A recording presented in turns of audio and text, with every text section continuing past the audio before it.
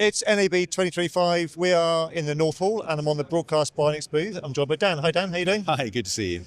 Dan, I recognise this from many moons ago. We've been talking at trade shows for probably 10 years. Yep. Is this a blast from the past? It is. So we started our AI and sort of intelligent products journey in about 2015 into 2016. Right. And at the time we introduced something we call the multi-object recorder. And the idea of the multi-object recorder was about unmixing live radio. So here we have an IP console. Okay. And what the multi-object recorder does, and you wouldn't normally see this is just surfacing what's happening in the background. I give it the IP address of the console, and then as we move these faders, you will see that the faders behind me move and it tracks what happens. In fact, if I show all the events, I can see telephone calls being answered and taken, all the metadata from a playout system. So this is hoovering up all of the information in the studio. And then what that allows you to do is to unmix live radio. So I can take the original ISO recordings of the video and the audio along with the fader positions and moves, and I can recreate that content in post-production.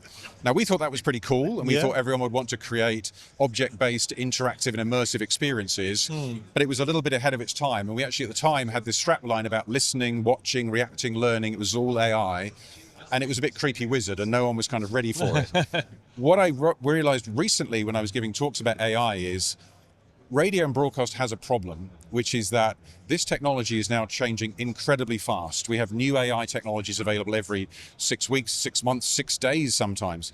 You only change this maybe every 15 years. You only change your workflow every 20 years. How are we going to bridge that gap?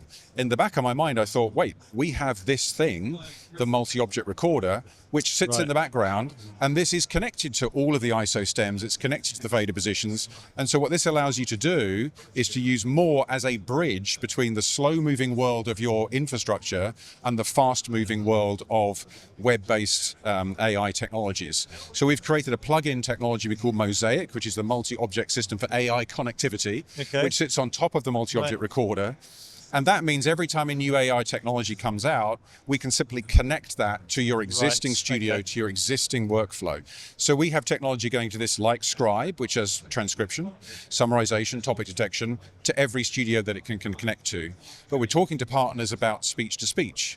So bear in mind, we have each individual microphone from this separately, and we have all the mix points. So I can take all of the English language microphones, transcribe them, translate them to German, revoice them, put the tracks back on and remix it, keeping the original mixes, and change the entire language of a program. Or take all the music from one genre out and change it for another one.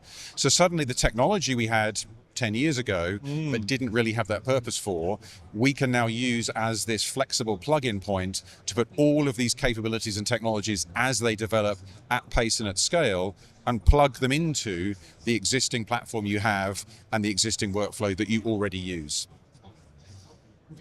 Well, so this latest innovation, are people using it now? Is it out in the wild? So we've got a few people using it in basic format, so you can record. So here we're seeing those transcriptions that we saw, but this is now multi-track transcription. So this is transcribing each individual person separately. And it's also showing it in the context of the audio stems that were in use at the time. And we can then load that back in as a multi-track object into something like Adobe Audition and simply re-render it back out.